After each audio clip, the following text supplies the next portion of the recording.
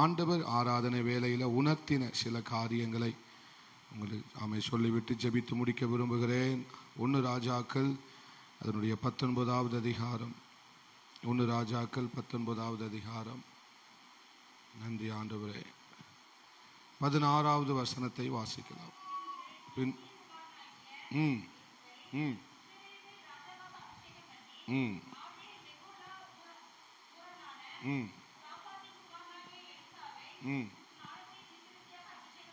உன் ஸ்தானத்தில் தீர்க்கதரிசியாக என்ன செய், அபிஷேகம் நம்ம 1 சாமுவேல் 16 வாசித்த போது ஆமே ஸ்தோத்திரம், இஸ்ரவேலுக்கு ராஜாவாக தாவீதை என்ன செய், அபிஷேகம் பண்ணு என்று நாம் தியானித்தோம். அநேக காரியங்களை கர்த்தர் நமக்கு கற்றுக் கொடுக்கும்படி உதவி செய்தார். அல்லேலூயா. நாம் கற்றுக்கொண்டிருக்கிறோம். சொல்லுங்க, கற்றுக்கொண்டிருக்கிறோம். ஆமே ஸ்தோத்திரம். கற்றுக்கொண்டு இருக்கிற ஒவ்வொரு காரியமும் அது நம்முடைய வாழ்க்கையில மதிப்பு மிக்கதாய் மாறப்போகுது. நீங்க எதை அதிகமாக கற்றுக்கொள்ளுகிறீர்களோ அந்த காரியம் உங்களை மதிப்பு மிக்கதாய் மாற்றப் போகிறது. நீங்கள் இந்த 12 நாளும் ஆண்டவரிடத்திலிருந்து அநேக காரியங்களை கற்றுக்கொண்டிருக்கிறீர்கள். இது உங்களை மதிப்பு மிக்கவர்களாக மாற்றப் போகிறது. அல்லேலூயா. கற்றுக்கொள்ள வேண்டும் என்கிற தாகத்தோடு வருகிற ஒவ்வொரு பிள்ளைகளையும் கர்த்தர் ஆமே ஸ்தோத்திரம் மதிப்பு மிக்கவர்களாக மாற்றுகிறார். ஆமென். அதனால ஒரு தாகத்தோடு எனக்கு இன்னும் கற்றுத்தாங்க ஆண்டவரே, இன்னும் எனக்கு சொல்லித்தாங்க ஆண்டவரே, இன்னும் நான் எதில் வளர வேண்டும், எதில் பெருக வேண்டும் என்று எனக்கு என்ன செய்யுங்கப்பா சொல்லித்தாங்க என்று நீங்கள் தாகத்தோடு வரும்போது கர்த்தர் அதை கற்றுக் கொடுத்து உங்களை ஆண்டவர் கனப்படுத்த போகிறார். அல்லேலூயா. நாம் கற்றுக்கொள்ளுகிற காரியம் ஏதோ ஒரு ஸ்தோத்திரம் உலக காரியத்தை கற்றுக்கொள்ளவில்லை. நாம் கற்றுக்கொள்ளுகிற காரியம் பரத்திலிருந்து கொடுக்கப்படுகிற காரியம். அல்லேலூயா. அதனால அந்த காரியங்கள் நம்முடைய வாழ்க்கையை ஒரு ஸ்தோத்திரம் இன்னொரு நிலைமைக்கு எடுத்துட்டு போகிறது. ஊழியத்தை ஆனாலும் சரி, இங்க இருக்கிற ஒவ்வொருவரையும் நீங்கள் கற்றுக்கொண்ட காரியத்தை கை கொண்டு அதற்காக ஜெபிக்கும் போது கர்த்தர் உங்களை இன்னொரு மண்டலத்துக்கு கர்த்தர் எடுத்துக்கொண்டு போகிறார். அல்லேலூயா. அது நிச்சயம். இதை நீங்கள் பிரயோஜனப்படுத்திக் கொள்ளுங்க. நான் மறுபடியும் சொல்லுறேன், கர்த்தருடைய வார்த்தை வரும்போது எலும்புகள் அசையும். உயிரற்ற எல்லா எலும்புகளும் அசைந்து சேனைகளாய் எழும்பும். ஆனா அதோட நின்றக்கூடாது. வீட்டில் போய் ஆண்டவரோடு கூட எசைஞ்சிருக்கணும். அல்லேலூயா. அந்த ஆண்டவர் நமக்கு எந்த வார்த்தையை சொன்னாரோ அந்த வார்த்தையை பிடிச்சு ஆண்டவருடைய பாதத்தில் இருக்கும்போது தான் ஒரு புதிய காரியம் பிறக்கும். மறுபடியும் சொல்லுகிறேன், இங்க வார்த்தையை மட்டும் கேட்டுட்டு மட்டும் போயிட்டு வீட்டில் சோத்திரம் மற்ற காரியங்களுக்கு இடம் கொடுத்துடாதீங்க. உங்க ஜெபத்தில் உட்கார்ந்து இந்த வார்த்தைக்காக ஜெபம் பண்ணுங்கள். கர்த்தர் உங்களை புதிய காரியங்கள் உங்க வாழ்க்கையில பிறக்க போகிறதை, ஒரு விளைச்சல் உங்க வாழ்க்கையில உண்டாக போகிறதை உங்க கண்களே காணும். அல்லேலூயா. அல்லேலூயா. அப்போ இன்னைக்கு ஆண்டவர் என்ன சொல்லுகிறார், எலிசாவை போய் நீ என்ன செய்யி, அபிஷேகம் பண்ணு. நீ யாரை போய் என்ன செய்யி, எலிசாவை போய் அபிஷேகம் பண்ணு என்று கர்த்தர் சொன்னபோது ஆண்டவர் ஸ்தோத்திரம் எலிசாவை என்ன செய்கிறார், எலியா அபிஷேகம் பண்ணுகிற ஒரு காரியத்தை நம்ம பார்க்கிறோம். அதுக்கடுத்து 2 ராஜாக்கள் 2வது அதிகாரத்திலே நம்ம ஸ்தோத்திரம் எலியாவும் எலிசாவும் ஒருமித்து பிரயாணப்படுகிறதை நம்ம என்ன செய்ய முடிகிறது, பார்க்க முடிகிறது. அந்த காரியத்தை தான் நம்ம இன்னைக்கு தியானிக்க போகிறோம். தேவன் நமக்கு உதவி செய்வாராக. அல்லேலூயா. அல்லேலூயா. எலியா தன் வாழ்ந்த நாட்கள்ல ஸ்தோத்திரம் ஒரு மிகப்பெரிய தாக்கத்தை உண்டு பண்ணினவர். எலியா வாழ்ந்த நாட்கள்ல அவருடைய ஊழியத்துல ஜனங்கள் மிகப்பெரிய தாக்கத்தை ஸ்தோத்திரம் உண்டு பண்ணினவர் தான் யாரு, எலியா. அவரை கொண்டு கர்த்தர் மிகப்பெரிய காரியத்தை, அந்த எழுப்புதலை இந்நாள் வரைக்கும் யாராலையும் என்ன செய்ய முடியாது, மறுத்து சொல்லவே முடியாது, மறுக்கவே முடியாது. அவ்வளவு பெரிய ஒரு எழுப்புதல் ஊழியத்தை செய்தவர் தான் எலியாவை கொண்டு கர்த்தர் செய்தார். என்ன ஊழியம்? ஜனங்கள் எல்லாரும் கர்த்தரிடத்தில் திரும்பினார்கள். அதுதான் எழுப்புதல். ஜனங்கள் கர்த்தரிடத்துக்கு திரும்புவதுதான் என்னது, எழுப்புதல். நம்ம ரெண்டு மனதா இருந்தவங்க ஒரே மனசா மாறினாங்க. அப்படிப்பட்ட ஒரு எழுப்புதல் ஊழியத்தை தான் எலியா செய்தார். இந்த ஊழியத்தை பார்த்த எலிசாவுக்குள்ள ஒரு ஸ்தோத்திரம் மிகப்பெரிய ஒரு விருப்பம், பசி, தாகம். இதே போல கர்த்தர் என்னையும் என்ன செய்ய வேண்டும், பயன்படுத்த வேண்டும் என்கிற ஆசை அங்கெல்லாம் போடல. அப்படிப்பட்ட ஒரு ஆசை எலிசாவுக்குள்ள என்ன செஞ்சிருக்கும், கண்டிப்பா என்ன செஞ்சிருக்கும், வந்திருக்கும். அல்லேலூயா. நம்ம இங்கே எலிசா என்ன கேட்கிறார், எனக்கு ஆவியின் ரெட்டிப்பா வல்லமையை ரெட்டிப்பா எனக்கு என்ன செய்யணும் வேணும் அப்படின்னு கேட்கிறார். ஆவியின் வல்லமை எனக்கு எப்படி வேணும், ரெட்டிப்பாய் வேண்டும். சொல்லுங்க, ரெட்டிப்பாய் வேண்டும். சொல்லுங்க, ரெட்டிப்பாய் வேண்டும். அல்லேலூயா. ஆமென், ஸ்தோத்திரம். இங்கே எலிசா தேவன் கொடுக்கக்கூடிய காரியம், தேவன் நமக்கு கொடுக்கக்கூடிய காரியத்தின் மேல அவன் பசியா இருக்கிறான் பாருங்க. இதுதான் ரொம்ப முக்கியம். அல்லேலூயா. தேவன் ஒரு மனுஷனுக்கு கொடுக்கக்கூடிய காரியத்தின் மேல ஆண்டவருடைய எதிர்பார்ப்பு என்னன்னா, தேவன் ஒரு காரியத்தை ஒரு மனுஷனுக்கு கொடுக்க வேண்டும் என்று நினைத்தால் ஆண்டவர் நம்மிடத்தில் எதிர்பார்க்கிற காரியம் என்னன்னா, அவனுக்கு பசி இருக்கான்னு பார்ப்பாரு. அல்லேலூயா. அவனுக்கு பசி இருக்கான்னு பார்ப்பார். பசி இருக்கிறதை அறிந்துதான் ஆண்டவர் ஒரு காரியத்தை ஒரு மனுஷனுக்கு என்ன செய்ய முடியும், கொடுக்க முடியும். அதை எலிசாவின் இடத்துல ஆண்டவர் பார்த்தார். எப்போ பார்த்தாரு, முன்னாலேயே பார்த்துட்டார். அல்லேலூயா. அதனாலதான் நீ யாரை போய் அபிஷேகம் பண்ணு, எலிசாவை போய் அபிஷேகம் பண்ணு என்று எலியாவுக்கு தேவனுடைய சத்தம் தொனித்தது. ஒரு ஆமேன் சொல்லுங்களேன். அல்லேலூயா. அப்ப நாம் ஆண்டவரிடத்திலிருந்து ஒரு காரியத்தை பெற்றுக்கொள்வதற்கு பசி வேண்டும். அடுத்து ஏதாவது ஒரு விலையை கொடுத்துதான் ஆக வேண்டும். ஆமென். ஆண்டவரிடத்திலிருந்து ஒரு காரியத்தை பெற்றுக்கொள்வதற்கு ஏதோ ஒரு விலையை நாம் என்ன செய்துதான் ஆக வேண்டும், கொடுத்துதான் ஆக வேண்டும். அல்லேலூயா. அப்படியானால் என்ன தேவை ஆண்டவருக்கு? நான் ஆண்டவரிடத்திலிருந்து ஒரு காரியத்தை பெற்றுக்கொள்வதற்கு ஸ்தோத்திரம், நான் எந்த காரியத்தை செய்ய வேண்டும் என்பதை நாம் என்ன செய்ய வேண்டும், அறிந்து கொள்ள வேண்டும். நான் என்ன செய்யணும் ஆண்டவரே, நான் என்ன செய்யணும்? இந்த வார்த்தையை ஆண்டவர்கிட்ட அடிக்கடி கேட்கணும். அல்லேலூயா. நான் என்ன செய்யணும் ஆண்டவரே, நான் என்ன செய்யணும்? அப்படி இந்த வார்த்தையை கேட்கிறவர்களிடத்துல தான் ஆண்டவர் கொடுக்க முடியும். நான் என்ன செய்யணும்னு கேட்கிறவங்கிட்ட தான் ஆண்டவர் கொடுக்க முடியும். அல்லேலூயா. பக்கத்துல பார்த்து சொல்லுங்க, என்ன செய்யணும்னு கேளுங்க, ஆண்டவர்கிட்ட கேளுங்க, அவங்களுக்கு தான் ஆண்டவர் கொடுக்க முடியும். ஆமென். அப்போ எப்பொழுதும் ஒரு பசியான ஆவிக்குரிய வாழ்க்கையில சோதனை. இன்னைக்கு எல்லாரும் பிஸியா இருக்கிறாங்க, ஆனா பசி இல்லை. எல்லாரும் எப்படி இருக்கிறாங்க, ரொம்ப பிஸி. பிரதர், இந்த உபவாச ஜபத்துல சோதரம் 3 வேலை நடக்கு, ஒரு வேலை வரலாமா? இல்ல பாஸ்டர், கொஞ்சம் பிஸியா இருக்கிறேன். அல்லேலூயா. ஆனா என்ன இல்லை, பசி இல்லை. என்ன இல்லை, ஆவிக்குரிய பசி. இந்த நாட்கள்ல சோதரம் பாவம். அப்புறம் யா பேச மட்டும் தான் ஆண்கள்ல ஒரு ஆள் உட்கார்ந்து இருக்கிறான். அல்லேலூயா. எல்லாரும் வேலைக்கு போறாங்க, ஆனா மாலை நேரத்துல நமக்கு நடக்கு வரலாம். என்ன இல்லை, பசி இல்லை. அல்லேலூயா. சொல்லுங்க, பக்கத்துல பார்த்து சொல்லுங்க, பசி இல்லை. எல்லாரும் ரொம்ப பிஸியா இருக்கிறாங்க. அல்லேலூயா. ஆமென், ஸ்தோத்திரம். அப்ப பசி இருக்கிறவர்களுக்கு தான் கர்த்தர் கொடுக்க முடியும். ஒரு காரியத்தை கர்த்தர் கொடுக்க நினைத்தாரே ஆனால் அவன் பிஸியா ஓடிட்டார். இவன்ட்ட யாருக்குனே இவன் பிஸியா ஓடிட்டு இருக்கான், இவன் என்னத்தை கொடுக்கின்றார் ஆண்டவர். அல்லேலூயா. அப்ப பசி. அதனால்தான் தாவீது அடிக்கடி சொல்லுகிற ஒரு வார்த்தை, நான் தாகமா இருக்கிறேன்பா. நீங்க அடிக்கடி ஆண்டவர்கிட்ட இதை சொல்லணும். அடிக்கடி இல்ல, தினமும் சொல்லணும். ஆண்டவரே, நான் தாகமா இருக்கிறேன். ஆண்டவரே, நான் தாகமா இருக்கிறேன். ஆண்டவரே, நான் தாகமா இருக்கிறேன். ஆண்டவரே, நான் வாஞ்சிக்கிறேன். ஆண்டவரே, நான் ஏங்குகிறேன். ஆண்டவரே, நான் எனக்கு சோத்திரம் பசியா இருக்கு. ஆண்டவர்கிட்ட நீங்க இதை சொல்லிக்கிட்டே இருக்கணும். அல்லேலூயா. இதை சொல்ற இதை யாரெல்லாம் சொல்றானோ அவனுக்கு தான் ஆண்டவர் கொடுக்க முடியும். அல்லேலூயா. பசி உள்ள பிள்ளை தான் என்ன செய்யும், அழுவும். பசி உள்ள பிள்ளை தான் என்ன செய்யும், அழுவும். அப்ப நம்ம என்ன தெரிஞ்சுக்கணும், பிள்ளை எப்படி இருக்கு, பசியா இருக்கு. அல்லேலூயா. அப்ப ஆண்டவர் சமூகத்துல நீங்க இதை தாவீது ஏன் ஆண்டவரே தாகமா இருக்கிறேன் தாகமா இருக்கிறேன், விவரமான ஆளு தாவீது. ஆண்டவர்கிட்ட போய் தாகமா இருக்கிறேன்னு ஒருத்தன் கேட்டான்னா அவன் ஆண்டவர் முதலாவது அவனுக்கு கொடுக்க முயற்சி பண்ணுகிறார். அல்லேலூயா. அதனால ஆண்டவர் தாகமாயிருக்கிறேன், அப்பா அழகா பாடி இருக்கிறார். எப்படி இருக்கிறேன், தாகமாயிருக்கிறேன். ஆண்டவர் சிலுவையில் ஆண்டவர் அவன் சொல்லுகிறான், நான் எப்படி இருக்கிறேன், தாகமா இருக்கிறேன். நான் எப்படி இருக்கிறேன்? தாகமா இருக்கிறேன் சொன்ன உடனே கர்த்தர் அப்போ கொடுக்க விரும்புகிற காரியம் எதற்காக? யார் தாகமா இருக்கிறார்களோ அவர்களுக்குத்தான் ஆண்டவர் கொடுக்க விரும்புகிறார். யார் வாஞ்சை உள்ளவர்களாக இருக்கிறார்களோ அவர்களுக்குத்தான் ஆண்டவர் என்ன செய்கிறார்? கொடுக்க விரும்புகிறார். ஒரு ஆமீன் சொல்லுங்களேன். அப்படி ஆனால் இங்கே ஆண்டவர் அபிஷேகம் பண்ணுன்னு சொல்லிட்டாரு. ஆமா, எலிசாவை என்ன செஞ்சது? அபிஷேகம் பண்ணுன்னு சொல்லிட்டாரு. ஆனா எலிசாவை அபிஷேகம் பண்ணு சொன்னாலும் இந்த 2வது அதிகாரத்துல எலிசா எடுத்துக்கொண்ட முயற்சி ரொம்ப ஆச்சரியமா இருக்கிறது. அல்லேலூயா.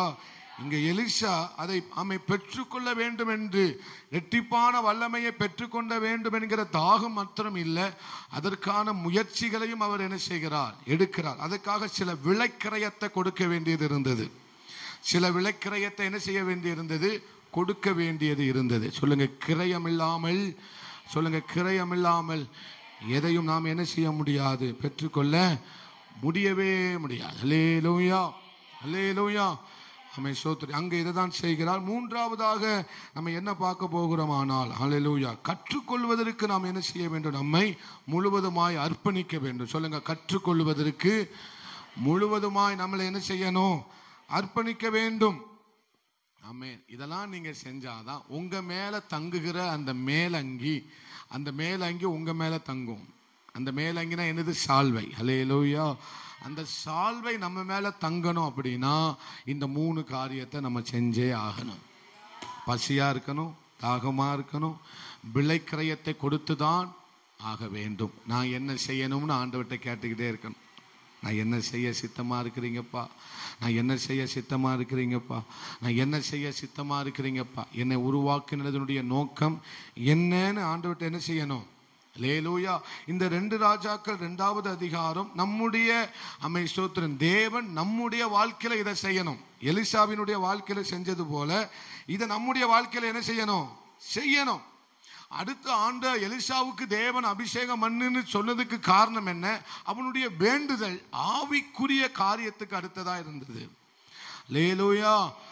ஆவிக்குரிய காரியத்துக்கு அடுத்த ஒரு வேண்டுதலை எலிசா என்ன செஞ்சாரு? வச்சார். ஒரு ஆமேன் சொல்லுங்களேன். ஆவிக்குரிய வேண்டுதல். சொல்லுங்க, ஆவிக்குரிய வேண்டுதல். அல்லேலூயா. இன்னொன்னு, இது மனுஷ சக்திக்கு அப்பாற்பட்டதா இருந்தது. மனுஷனால கொடுக்க முடியாத ஒன்னதான் எலிசா கேட்டார். நீங்க இவ்வளவு அழகா அல்லேலூயா சொல்றீங்களே, அல்லேலூயா சொல்லுங்க. பக்கத்துல பார்த்து சொல்லுங்க, பக்கத்துல பார்த்து சொல்லுங்க. மனுஷனால கொடுக்க முடியாததா எலிசா கேட்டார். அல்லேலூயா. இது எலியாவால கொடுக்கக்கூடிய ஒரு காரியத்தை அதுதான் சொல்றாரு. நீ என்ன எதை கேட்டாய்? அரிதானதை கேட்டாய். அப்ப நம்ம எப்படி கேட்க பழகணும்? மனுஷன் கொடுக்கிறத கேட்க கூடாது. மனுஷனால பணத்தை கொடுக்க முடியுமா? மனுஷனால எல்லாமும் கொடுக்க முடியும். ஆனால் மனுஷனால கொடுக்க முடியாத காரியம் தேவன் கொடுக்கிறார். அல்லேலூயா. அப்ப ஆண்டவர்கிட்ட கேட்கும் போது மனுஷன் தரக்கூடிய காரியத்தை கேட்க கூடாது. இங்க எலிசாவினுடைய விண்ணப்பம் அப்படிதான் இருந்தது. அவர் சொல்றார், நீ அரிதான காரியத்தை கேட்டாய். இந்த பூமியில எந்த மனுஷனும் அதை கொடுக்க முடியாது, ஆனால் ஆண்டவர் கொடுக்கிறார். அல்லேலூயா. அப்ப நம்முடைய விண்ணப்பம் எப்படி மாறணும்? நம்முடைய மனுஷனுடைய சக்திக்கு அப்பாற்பட்ட விதத்துல நம்ம என்ன செய்ய வேண்டும்? ஆண்டவரிடத்துல நம்முடைய விண்ணப்பங்களை வைக்க வேண்டும். கர்த்தர் அந்த விண்ணப்பங்களுக்கு ஆண்டவர் என்ன செய்கிறார்? கனம் பண்ணுகிறார். அல்லேலூயா. இன்னொன்னு, தேவனுடைய மகிமைக்காக என்னிடத்தில் என்ன இருக்கிறது? தேவனை மகிமைப்படுத்துவதற்கு என்கிட்ட என்ன இருக்கு? ஆண்டவர் என்கிட்ட காலையில கேட்டார், நீ என்ன மகிமைப்படுத்துவதற்கு உன்கிட்ட என்ன இருக்குன்னு கேட்டார். பக்கத்துல பார்த்து சொல்லுங்க, ஆண்டவரை மகிமைப்படுத்த உங்ககிட்ட என்ன இருக்கு? உங்ககிட்ட என்ன இருக்கு? எங்க பதில சொல்லிட்டேன். என்ன இருக்கு? என்ன இருக்கிறது? அல்லேலூயா. அபிஷேகம் என்ன என்னிடத்தில் இருக்கிறது? அதை ஆண்டவர்கிட்ட கேளுங்க. அல்லேலூயா. அந்த எண்ணெய் யார் மேல ஊற்றப்படுகிறதோ அந்த எண்ணெயை கொண்டுதான் கர்த்தர் மகிமைப்பட போகிறார். அல்லேலூயா. அதனாலதான் ஆண்டவர் எலிசாவை அபிஷேகம் பண்ணினார். ஆமே. இவன் மேல இவனை நான் அபிஷேகம் பண்ணா இவன் என்ன மகிமைப்படுத்துவான். சவுல் மகிமைப்படுத்தல, தாவீது மகிமைப்படுத்தினார். அல்லேலூயா. சொல்லுங்க, ஆண்டவரே எனக்கு அபிஷேகம் பண்ண, என்ன அபிஷேகம் பண்ணுங்க. அப்போ ஆண்டவரை மகிமைப்படுத்துவதற்கு என்னிடத்தில் என்ன இருக்கு அப்படின்னு கேட்டா அபிஷேகம் இருக்கு. என்னிடத்தில் என்ன இருக்கு? எனக்கு அது அபிஷேகம் வேணும். அபிஷேகம் இல்லாம யாரும் தேவனை மகிமைப்படுத்த முடியாது. அல்லேலூயா.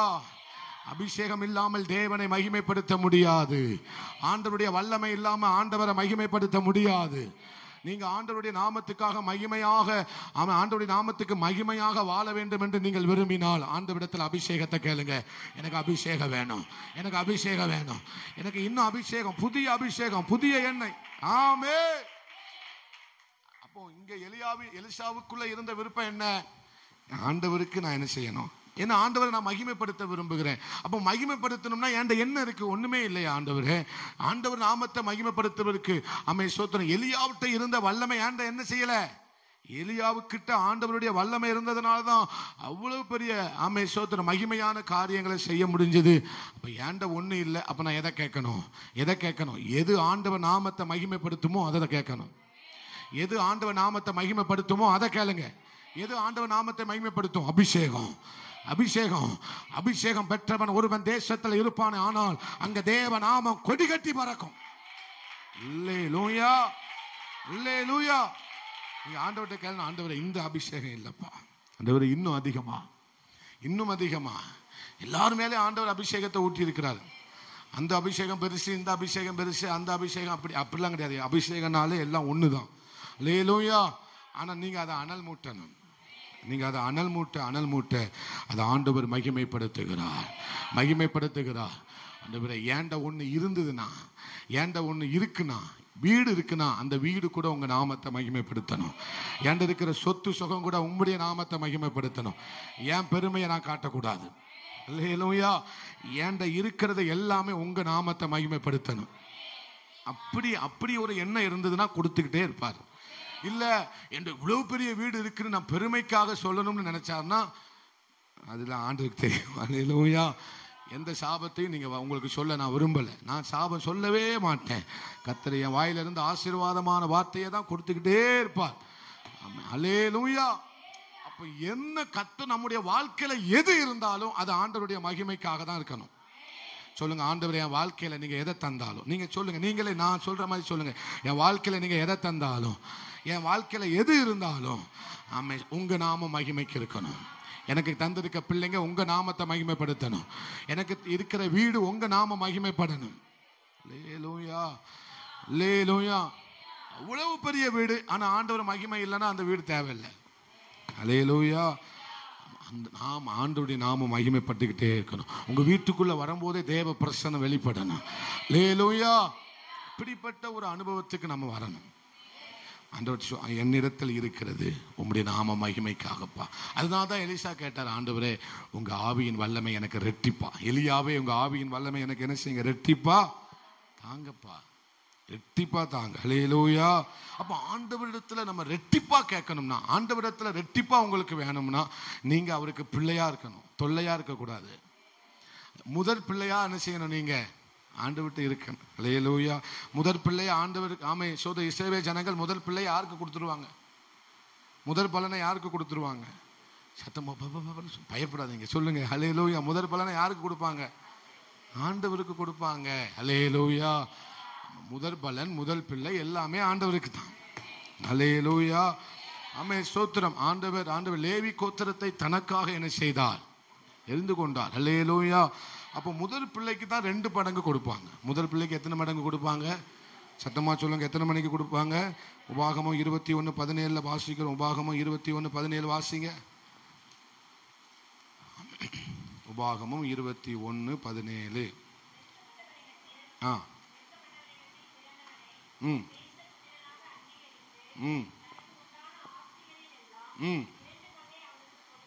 எத்தனை பங்கு கொடுக்க வேண்டும்? 2 பங்கை அவனுக்கு என்ன செய்ய வேண்டும்? அவன் தன் தகப்பனுடைய முதற் பலன் அவனுக்கே உரியது. அல்லேலூயா. இங்க எலியா எடுத்துக்கொள்ளப்படும் போது எலியாவை எப்படி சொல்லி கூப்பிடுறாரு? எப்படி சொல்லி கூப்பிடுறாரு? அவர் எப்படியும் கூப்பிட்டுட்டு போறாரு. பாஸ்டர் நமக்கு என்ன? தகப்பனே, தகப்பனே, இஸ்ரவேலுக்கு குதிரை வீரராய் இருந்தவரே. அல்லேலூயா. அப்போ நாம் ஆண்டவருக்கு பிரியமான பிள்ளைகளா இருக்கும்போது அவர் நமக்கு ரெட்டிப்பான வல்லமையை நமக்கு தருகிறார். அல்லேலூயா, அல்லேலூயா. நாம் அவருடைய நம்மை அவருக்கு, நான் உங்களுக்கு தான் ஆண்டவரே, நான் உங்களுக்கு தான் ஆண்டவரே, என்ன உங்களுக்கு தாரேன், எனக்கு உங்களுக்கு தாரேன்னு யாரெல்லாம் சொல்றீங்களோ, என் பிள்ளைய நான் உங்க பலிபீடத்துல வைக்கிறேன் ஆண்டவரே, எனக்கு தந்த பிள்ளைய உங்க பலிபீடத்துல வைக்கிறேன்னு நீங்க எப்போ சொல்றீங்களோ, ஸ்தோத்திரம். கர்த்தர் அங்கதான் ரெட்டிப்பான வல்லமையை கொடுக்கிறார், அங்கதான் ரெட்டிப்பான மகிமை வெளிப்படுகிறது. அல்லேலூயா, அல்லேலூயா. அநேக காரியங்களை சொல்லிக்கிட்டே வரேன். ஆமென், ஸ்தோத்திரம். அல்லேலூயா. ரெட்டிப்பாய் நாம் அவருடைய நேச பிள்ளைகளாய் நமக்கு ஒவ்வொரு நாளும் நம்ம அவரை அர்ப்பணிக்கணும். ஆண்டவரே, நான் உமக்குரியவன், நான் உம்முடையவன் ஆண்டவரே, நான் உமக்குரியவன் ஆண்டவரே, நீர் என்ன செய்ய சித்தமா இருக்கு, நான் ஜீவ பலியாக உங்களுக்கு என்ன தருகிறேன் ஆண்டவரே. அல்லேலூயா. இது நான் எனக்குரியவன் அல்ல, நான் உமக்கு சொந்தம் ஆண்டவரே, நான் உமக்கு சொந்தம், நான் உம்முடைய சுதந்திரம். என்ன வாசிச்சோம்? நான் உம்முடைய சுதந்திரம், சேஷ்ட புத்திர சுதந்திரம் அவனுக்கே உரியது. ஹல்லேலூயா. அப்ப ஆண்டவரை, நீர் எனக்கு சொந்தம் அப்படின்னு ஆண்டவரை பார்த்து நீங்க சொன்னீங்கன்னா ஆண்டவர் சொல்லுவார், என் சுதந்திரம் எல்லாம் உனக்கு தாம்பார். ஒரு ஆமென் சொல்லுங்க. ரெட்டிப்பா இல்ல, எல்லாமே உனக்குரியது தாம்பார். யாரை பார்த்து சொன்னாரு? என்னுடையது எல்லாம் உன்னுடையதுன்னு யாரை பார்த்து சொன்னாரு? எத்தனை திருப்பி பிரசங்கம் பண்ணியிருக்கிறேன்.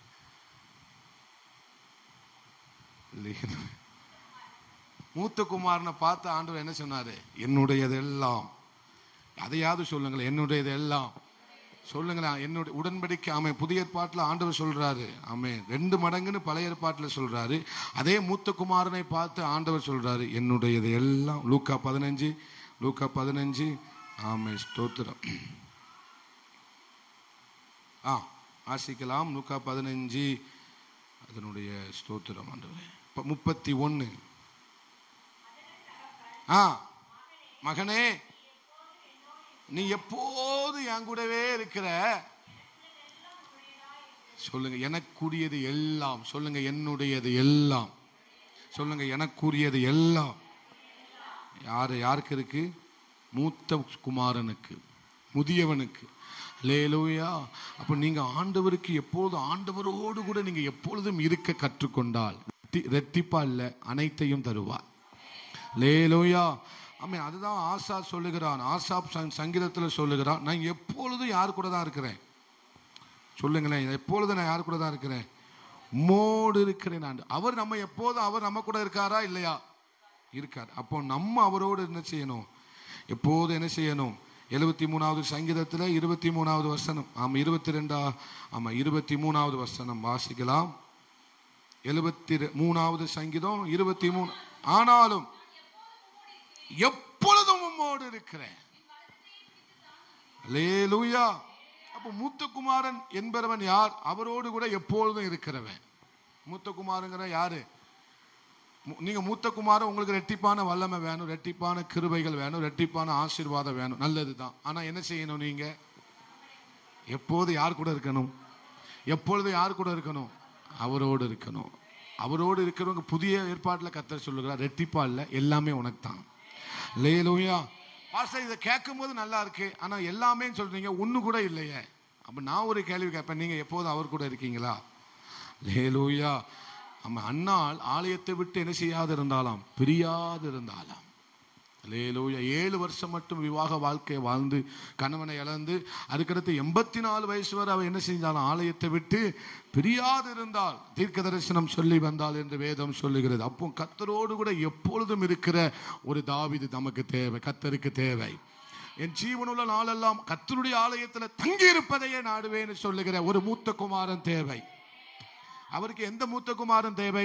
ஆசாப் சங்கீதத்தில் சொல்லுகிறது போல எப்பொழுதும் உம்மோடு இருக்கிறேன் என்று சொல்லுகிற மூத்த குமாரன் தேவை. அதே மாதிரி மூத்த குமாரனை பார்த்து தகப்பன் சொல்லுகிறான், நீ எப்போது என் கூட இருக்கிற, என்னுடையதெல்லாம் உன்னுடையது. அப்படிப்பட்ட ஒரு எலிசாவை கர்த்தர் தேடி வந்திருக்கிறார். அல்லேலூயா.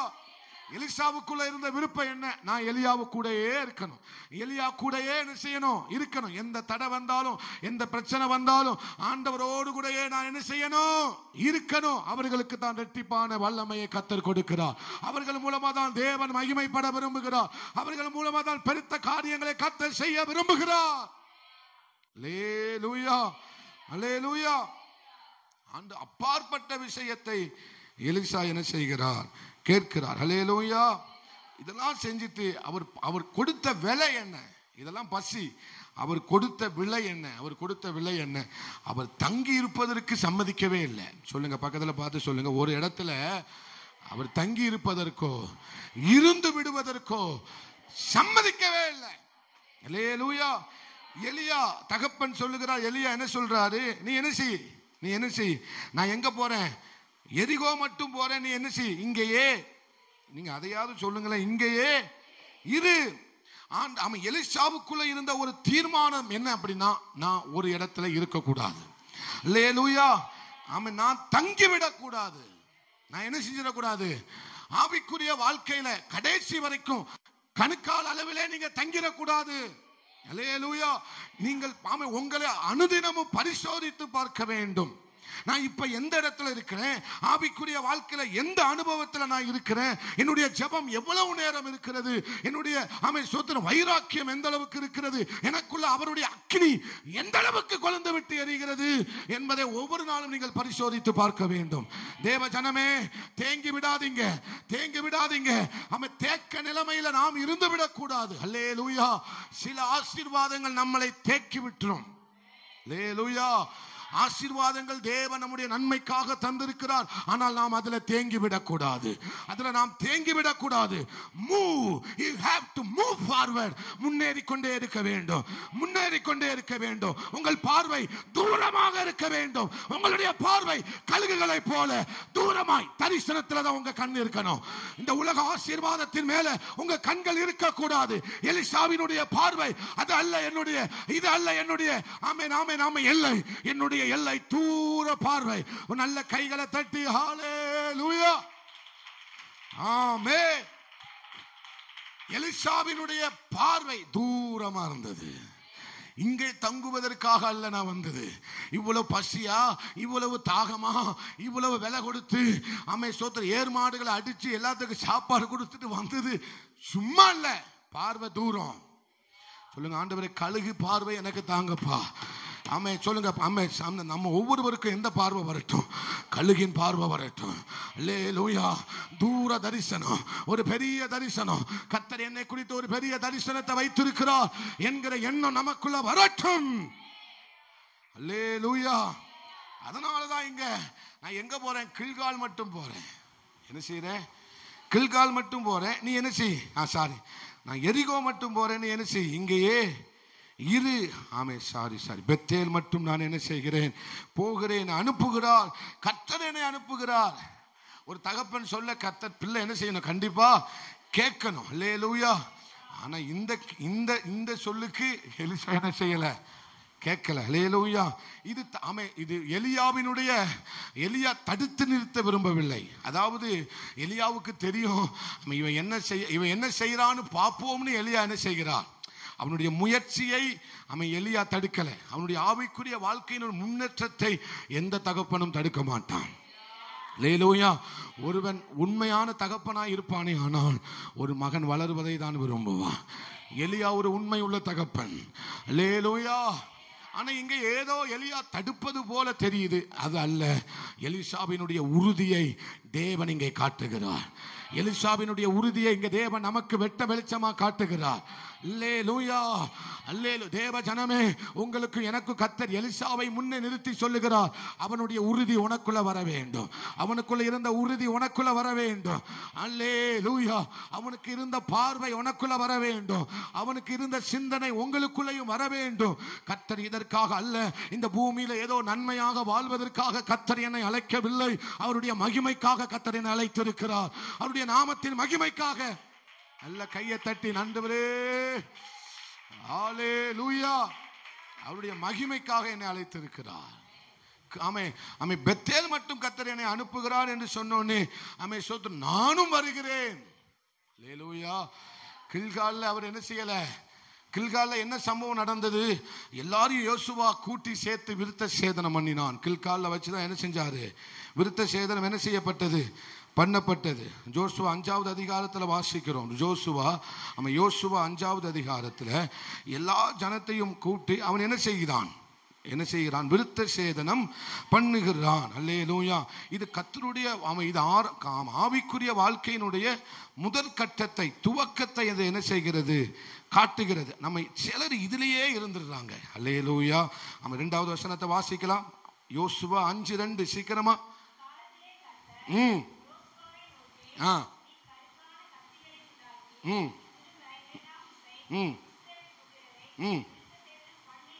அல்லேலூயா. இது எங்க வச்சு நடக்கு? இது எங்க வச்சு நடக்கிறது? கீழ்கால வச்சு என்ன செய்கிறது? நடக்கிறது. அல்லேலூயா. நமக்கு டைம் இல்லை. நாம என்ன சொன்னீங்க, வாங்க மாலையில் உங்களுக்கு நான் விவரமா சொல்றேன். அல்லேலூயா. கீழ்கால வச்சு நடக்கு. அப்ப சிலர் என்ன செய்யறாங்க? இந்த கீழ்காலையே கடைசி வரை தான் வாழ்க்கையை ஓட்டிடுறாங்க. அல்லேலூயா. கீழ்காலே கடைசி வரைக்கும் தான் வாழ்க்கையை ஓட்டிடலாம். அவங்க சபைக்கு வருவாங்க. சில பேர் கிறிஸ்துமஸுக்கு மட்டும் வருவாங்க. சில பேர் ஸ்தோத்திரம் நியூ இயருக்கு மட்டும் வருவாங்க. கடைசி வரை உங்க வாழ்க்கை எதுலேயே ஓடிடுது. நியூ இயரும் கிறிஸ்துமஸ்லேயுமே ஓடிடுது. சில பேர் ஞாயிற்றுக்கிழமை மட்டும் வருவாங்க. 2 மணி நேரம் உட்காந்து அவங்க கையை தட்ட மாட்டாங்க. அவங்க எதுவுமே செய்ய மாட்டாங்க. அல்லேலூயா. எண்ணிக்கை குறைஞ்சிரும். அதுக்காக வருவாங்க. நம்ம போலனா என்ன செஞ்சிடும்? எண்ணிக்கை குறைஞ்சிருங்கிறதுக்காக சில பேர் வருவாங்க. கடைசி வரை கீழ்காலே சாவுற வரைக்கும் அங்கேயே இருந்துட்டு செத்துடுறான். இதற்காக கர்த்தர் நம்ம அழைக்கல. அல்லேலூயா. ஏதோ உண்ணோம் தின்னோம் விதி வந்தா செத்தோம், அதற்காக கர்த்தர் அழைக்கவில்லை. இதுக்கு பின்னால ஒரு மகிமையாக கர்த்தர் நம்மை வைத்திருக்கிறார். அல்லேலூயா. அல்லேலூயா. கீழ்கால இருக்கிற, அதாவது நம்ம எசேக்கியேல வாசிக்கிறது போல பாருங்க, ஒவ்வொன்றா வருது. உங்க கூட ஆண்டவர் பேச ரொம்ப ஆர்வமா இருக்கிறாரு. 37 எசேக்கியேல் 37:7 சொல்றாரு பாருங்க. ஸ்தோத்திரம். பின்னும் தூதன் என்ன செய்கிறார்? ஸ்தோத்திரம். நன்றி நன்றி ஆண்டவரே, நன்றி ஆண்டவரே. சாரி, 37 அல்ல. நன்றி ஆண்டவரே, ஸ்தோத்திரம். ஹல்லேலூயா. நன்றி ஆண்டவரே. அந்த ஜீவநதி 30. நன்றி ஆண்டவரே. சம்பவம் உங்களுக்கு தெரிஞ்சா எடுங்களேன். ஜீவநதி பாயும், கணுக்கால் அளவு போதாது, முழங்கால் அளவு போதாது.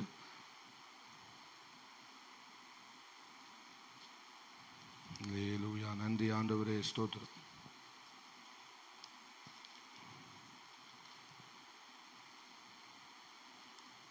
எசேக்கியேல்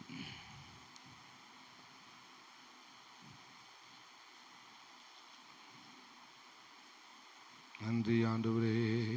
கணுக்கால் அளவு போதாதையா, முழங்கால் அளவு போதாதையா, கணுக்கால் அளவு போதாதையா, முழங்கால் அளவு போதாதையா, நீந்தி நீந்தி மூழ்கனுமே, நீந்தி நீந்தி மூழ்கனுமே, மிதந்து மிதந்து மகிழனுமே, நாங்க மிதந்து மிதந்து மகிழனுமே. வாருமையா போதகரே, வாருமையா போதகரே, வற்றாத ஜீவ நதியாக, வற்றாத ஜீவ நதியாக, ஜீவ தண்ணீரே ஆவியானவரே, வற்றாத நதியாக வாரும் போதகரே, ஜீவ தண்ணீரே ஆவியானவரே, வற்றாத நதியாக வாரும் போதகரே. எடுத்துட்டீங்களா? பழைய பைபிள் வச்சிருந்தேன், அது ஈஸியா வரும். நன்றி ஆண்டவரே. அப்போ அங்க என்ன சொல்லுகிறார்? கணுக்கால் அளவுல எனக்கு என்ன இல்லை ஆண்டவரே? திருப்தி இல்லை ஆண்டவரே. 47வது அதிகாரம், 47வது அதிகாரம். ஸ்தோத்திரம். 37க்கு 37ன்னு சொல்லிட்டேன். ஸ்தோத்திரம். 5வது வசனத்தை வாசிக்கலாம்.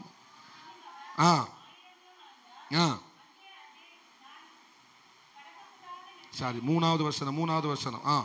அந்த புருஷன் நூலை பிடித்து கொண்டு கிழக்கே புறப்படுகையில் 1000 முழம் அளந்து என்னை தண்ணீரை கடக்க பண்ணினார். தண்ணீர் கணுக்கால் அளவாய் இருந்தது. அல்லேலூயா. ஆண்டவர் ஒரு கையில ஒரு நூலை வச்சிருக்கிறார். அந்த நூல் எதுவரைக்கும் எட்டக்கூடியது? சமுத்திரம் வரைக்கும் எட்டக்கூடியது. ஆண்டவர் தம்முடைய கையில வச்சிருக்கிற நூல், தேவதூதன் தம்முடைய கையில வச்சிருக்கிற நூல் எது வரைக்கும் அளக்கக்கூடியது? சொல்லுங்க, எது வரைக்கும் அளக்கக்கூடியது? சமுத்திரத்தின் ஆழம் வரைக்கும் அளக்கக்கூடியது. நீங்க நல்லா கவனிக்கணும். ஆண்டவர் நம்மை அழைக்கும் போதே இந்த அளவை வச்சுதான் நம்மளை அழைச்சாரு. அல்லேலூயா, அல்லேலூயா. ஆண்டவர் ஆமே ஸ்தோத்திரம். அளக்கும் போதே எவ்வளவு அளக்கிறார்? கணுக்கால் அளவுக்கு என்ன செய்கிறார்? அளக்கிறார். கணுக்கால் அளவுல சில பேர் நின்றுட்டு ஸ்தோத்திரம் இன்னுங்கிற ஒரு வார்த்தையை சொல்லவே மாட்டாங்க. ஆண்டவரே, எனக்கு இது திருப்தியா இல்லப்பா, இது என்னமோ நான் உப்பு சப்பு இல்லாம வாழ்ற மாதிரி தோணுது ஆண்டவரே. அல்லேலூயா. என்ன நான் நடத்தல, என்ன உலகம் நடத்துது ஆண்டவரே. என்ன ஸ்தோத்திரம் மாம்சம்தான் என்ன கண்ட்ரோல்ல என்ன செஞ்சிட்டு இருக்கு, வச்சுக்கிட்டு இருக்கு. என்ன எது கண்ட்ரோல்ல வச்சிருக்கு? என்ன நான் கண்ட்ரோல்ல வைக்கணும். மாம்சம் என்ன கண்ட்ரோல்ல இருக்க கூடாது. அல்லேலூயா. ஸ்தோத்திரம். நான் சாப்பிடணும்னு நினைச்சாதான் என் மாம்சம் சாப்பிடணும். நான் தூங்கணும் நினைச்சாதான் என் மாம்சம் தூங்கணும். ஏற்கனவே உங்களுக்கு சொல்லி இருக்கிறேன். அல்லேலூயா. நான் அது சொல்ற நான் கேட்க கூடாது. நான் சொல்றதுதான் அது கேட்கணும். சொல்லுங்க, மாம்சமே நான் சொல்றதுதான் நீ கேட்கணும். நான் தூங்கும் சொன்னதான் நீ தூங்கணும். நீ மெத்தையில தான் தூங்குவேன்னா தூங்க, அப்படிலாம் இல்லை. கீழே படுத்தாலும் தூங்கணும்னு சொன்னா தூங்கணும். அப்படி நம்முடைய மாம்சத்தை ஆவியினால கட்டுப்படுத்தணும். மாம்சத்தை எப்படினால கட்டுப்படுத்தணும்? ஆவியினால நடத்தணும். சொல்லுங்க, ஆவியினால நான் என்னை நடத்த வேண்டும். அல்லேலூயா. ஆவியினால நம்ம கட்டளை இடணும். கால் வலிக்கணும், ஆவியினால கட்டளை. இயேசுவின் நாமத்தினாலே அமைதலாயுது. தூங்கிரும். கொஞ்ச நேரத்துக்கு என்ன செய்யும்? அப்படி அதிகாரம் உள்ளவர்களாய் மாற வேண்டும். ஆனால் இங்கே கணுக்கால் அளவுல நம்ம என்ன செய்யக்கூடாது? நின்றக்கூடாது. கணுக்கால் அளவுல நின்னீங்கன்னா ஸ்தோத்திரம் உங்க பணம் தான் உங்களை நடத்தும். அல்லேலூயா. உங்க பணம் தான், உங்க குடும்பம் தான் உங்களை நடத்த ஆரம்பிக்கும். ஆவியானவர் உங்களை நடத்த முடியாது. ஏன்னா உங்க கண்ட்ரோல் கால் எங்க இருக்கு? இன்னும் பூமியில தான் இருக்கு. சொல்லுங்க, என் கால் இன்னும் பூமியில தான் இருக்கு. பூமியில உங்க கால் இருக்கிற வரைக்கும் உங்களை நீங்க தான் கண்ட்ரோல் பண்ணிக்கிட்டே இருப்பீங்க. ஆவியானவர் கண்ட்ரோல் பண்ண முடியாது. ஆனா நீங்க எதுல தான் இருக்கீங்க? தண்ணிக்குள்ளதான் இருக்கிறீங்க. எதுல தான் இருக்கிறீங்க? நம்ம கிறிஸ்தவர்களாக இருக்கிறோம், விசுவாசியா தான் இருக்கிறோம், ஆலயத்துக்கு போறோம் வாரோம். ஆனா ஆண்டவர் சொல்றதை கேட்கறதே இல்லை. எனக்கு இது வேண்டாம்பா, இந்த செத்த வாழ்க்கை எனக்கு வேண்டாம். சொல்லுங்க, வேண்டவே வேண்டாம் ஆண்டவரே. அப்படி யாருமே இங்க இருக்க மாட்டீங்க. அப்படி இருக்கிறவங்க இந்த உபவாச ஜெபத்துக்கு வந்திருக்க மாட்டாங்க. அல்லேலூயா. நான் இன்னும் வளரணும் ஆண்டவரே. அப்படி இன்னும் அநேக காரியங்கள் இருக்கு. நான் மாலையில வாங்க, தாகத்தோட வாங்க. கர்த்தர் நம்மோடு கூட பேசுவார். ஆமென். அதிகமாயிட்டு நேரம் நம்ம ஜெபிக்கலாம். எங்கள் அன்பு தகப்பனே, உமக்கு நன்றி செலுத்துகிறோம். ஆண்டவரே, எலிசாவை குறித்து நீங்க இவ்வளவு நாள் தாவீதை குறித்து நீங்க எங்கிட்ட பேசினீங்க. இந்த நாள்ல எலிசாவை எங்களுக்கு முன்பதாக வைத்து மையமாக வைத்து பேசிக்கொண்டு வாரீங்கப்பா. ஆண்டவரே, நாங்க இதுல அதிகமாக கற்றுக்கொள்ள எங்களுக்கு உதவி பண்ணுங்க. வந்த ஜனத்தாரை ஒவ்வொருவரையும் கர்த்தர் ஆசீர்வதிங்க. ஒவ்வொரு பிள்ளைகளையும் ஆசீர்வதிங்க, குடும்பங்களையும் ஆசீர்வதிங்க. தேவைகள் உண்டுப்பா, ஜபங்கள் உண்டுப்பா, கண்ணீர் உண்டு, கவலைகள் உண்டு. ஆண்டவர் செஞ்சிட மாட்டாராங்கிற ஒரு நம்பிக்கையோடு இந்த ஜனங்கள் வந்து இருக்கிறாங்கப்பா. இந்த 12வது நாள்ல உம்முடைய ஜனத்தை ஆசீர்வதித்து அனுப்புகிறேன். பெருகவே பெருகட்டும், ஒரு பெருக்கம் உண்டாகட்டும், ஒரு வெறுமைகள் மாறட்டும், அது பெருகட்டுமே சிவி நாமத்தினால. கர்த்தர் வார்த்தையை சொல்லுகிறீர், பெருகுது பெருகுது பெருக கடவது இயேசுவின் நாமத்தினாலப்பா. தொடர்ந்து மாலை நடக்கிற ஜெபத்தை ஆசீர்வதித்து தாங்க. நாளைக்கு நடக்கிற விசேஷித்த கூட்டத்தை கர்த்தர் ஆசீர்வதித்து தாங்க. பெரிய காரியங்களை செய்யுங்க. இயேசுவின் நாமத்தில் ஜெபித்து ஜெயம் எடுக்கிறோம் எங்க நல்ல ஆண்டவரே, நல்ல பிதாவே. ஆமென். எல்லாரும் சேர்ந்து சொல்லுவோம், என் ஆத்துமாவே கர்த்தரே ஸ்தோத்திரி, முழு உள்ளமையுடைய பரிசுத்த நாமத்தை ஸ்தோத்திரி. என் ஆத்துமாவே கர்த்தரே ஸ்தோத்திரி, கர்த்தர் செய்த சகல உபகாரங்களை மறவாதே. ஆமென். அல்லேலூயா, அல்லேலூயா, அல்லேலூயா. எல்லாருக்கும் ஸ்தோத்திரம். God bless you. ஸ்தோத்திரம்.